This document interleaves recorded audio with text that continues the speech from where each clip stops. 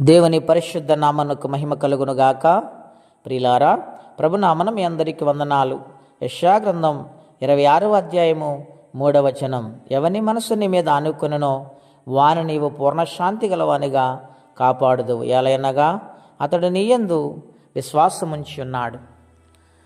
ప్రియ దేవుని బిడ్డలారా, పరిశుద్ధాత్మ దేవుడి ఉదయకాల సమయంలో మనందరితో మాట్లాడునుగాక.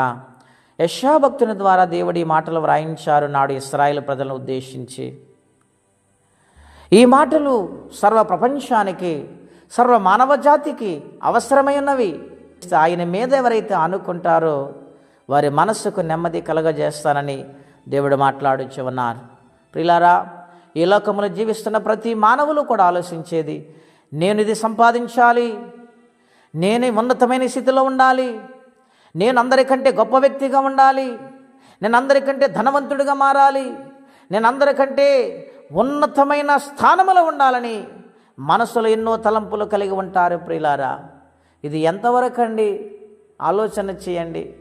ఈ లోకము వరకే, ఈ లోకములు ఉన్నంత కాలమే అది మానవుడు గుర్తించలేకపోతూ ఉన్నాడు.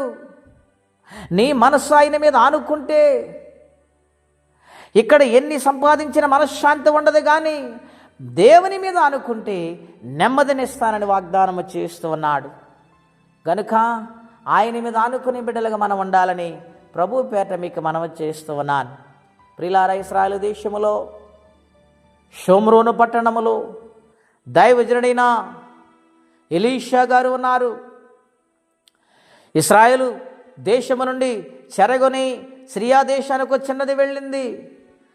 ఆమె ఒక ఇంటిలో పనిచేస్తూ తన యజమానిని చూసి తన యొక్క యజమానురాలు అంటుంది, నా దేశంలో ఒక దైవజనుడు ఉన్నాడు, ఆయన దగ్గరికి వెళితే మన యజమానుడు రోగము నుండి విడుదల పొందుతాడు, సమస్య నుండి పరిష్కారము దొరికిందని చెప్పినప్పుడు ఆమె తన భర్తతో మాట్లాడింది. దేవుని బిడ్డల ఆలోచన చేస్తూ ఉన్నారా? నయమాను ఒక కుష్ఠరోగి బిడ్డలను ప్రేమించి ఎత్తుకోవాలనుకుంటే అవకాశం లేదు. భార్య దగ్గర కూర్చుని కొద్ది సమయం గడపాలి, మాట్లాడాలంటే ఆయనకి అవకాశం. కారణము ఆ రోగం అడ్డు వస్తూ ఉంది, ఆ రోగం వారి నుండి దూరము చేస్తూ ఉంది. ఆయన భరించలేని దినాలు ఎన్నో ఉన్నవి, కృంగిపోయిన దినాలు ఎన్నో ఉన్నవి, వేదనకరమైన దినాలు ఎన్నో ఉన్నవి. ప్రియులారా, అయితే ఒక చిన్న దాని మాట ద్వారా ఇశ్రాయేలు దేశానికి ఆయన ప్రయాణము చేసి వచ్చినప్పుడు దైవజనుడు కలిశాడు. దైవజనుడు అంటున్నాడు, నీవు యొర్దాను దగ్గరికి వెళ్ళి 7 మార్లు మునగమన్నాడు. ఆ మాట చెప్పిన వెంటనే సైన్యాధ్యక్షుడైన నన్ను చెయ్యవేసి ముట్టి ప్రార్థన చేస్తాడనుకుంటే ఆయన ఒక మాట మాత్రమే సెలవిస్తూ ఉన్నాడు అని కోపముతో తిరిగి వెళ్ళిపోతూ ఉండగా ఒక పనివాడింటూ ఉన్నాడు, నాయనా నువ్వు కోపపడవద్దు, ఒక మాట చెప్తాను. ఆయన నిన్ను దాన ధర్మ కార్యములు చేయాలంటే నువ్వు చెయ్యవా? ఆయన చెప్పిన మాట 7 మార్లు మునగమని అర్థాలు అన్నాడు. మన దేశంలో ఎన్నో నదులు ఉండొచ్చు, కానీ ఆయన చెప్పిన మాట వింటే ఏమో ఏ కార్యము జరుగుద్దో నమ్మకముతో మునుగని చెప్పినప్పుడు ఆయన మునిగాడు. ఆయన రోగము నుండి విడుదల పొందాడు. ప్రిలానా, ఇప్పుడు ఆయన మనసుకు నెమ్మది వచ్చింది, సంతోషం వచ్చింది. ఆయన తిరిగి దైవజనుడి దగ్గరకు వచ్చి, దైవజనుడా నేను తెచ్చి నీ కానుకలు స్వీకరించంటే నాకేమీ వద్దు, నువ్వు జాగ్రత్తగా వెళ్ళిపోమన్నప్పుడు ఆయన వెళుతున్నాడు. నెమ్మది కలిగి వెళ్ళు నాయనా అని దైవజనుడు చెప్పాడు. దేవునికి స్తోత్రం కలుగునగాక. ప్రియులారి, లోకములు ఎక్కడ తిరిగిన నెమ్మది లేదు, ఎన్ని సంపాదించిన నెమ్మది లేదు, మనసుకు తృప్తి అనేది లేదు. ఈ రోజున దేవుడు మాట్లాడుతూ ఉన్నాడు, ఆయన మీద ఆనుకుంటే, ఆయన సన్నిధిలో నిలబడితే నయమానుకు దేవుడు మనసుకు నెమ్మదిచ్చాడు. ఆయన డబ్బు ఇవ్వలేకపోయింది, ఆయన హోదా ఇవ్వలేకపోయింది, కానీ దేవుని మాట ఇచ్చింది.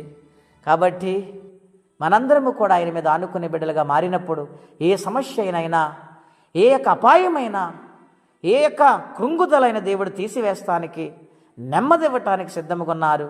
కనుక ఆయన వైపు చూడండి, ఆయన సన్నిధిలోనూ సంపూర్ణంగా అనుకుంటే ఖచ్చితంగా దేవుని కార్యం చూస్తారట్టి కృపా తీర్మానం పరిశుద్ధాత్మదేవుడు మనందరికీ దయచేయునుగాక. ప్రార్థన అండి. అత్యంత కృప కలిగిన దేవా, ఘనమైన మీ నామం కొరకే వందనాలు. నాయన నీ మీద ఆనుకుంటే పూర్ణ శాంతి గలవానిగా కాపాడుతున్న వాగ్దానం చేశావు. నాయన నెమ్మది లేని దినాలలో నెమ్మదినిస్తానని మాట్లాడుతున్నారు. అందుని బట్టి మీ కృతజ్ఞతలు. మీ మీద ఆనుకునే భాగ్యం అందరికీ దయచేయమని, వీళ్ళందరినీ దీవించండి. ఏ సమస్యలు ఉన్నారో ఆ సమస్యను విడుదల దయచేయమని, ఈ దిన దీవెనకరంగా మార్చమని యేసుక్రీస్తు వారి పుణ్యనామములో ప్రార్థించి వేడుచున్నాము తండ్రి. ఆమేన్. దేవుడు దీవించును గాక.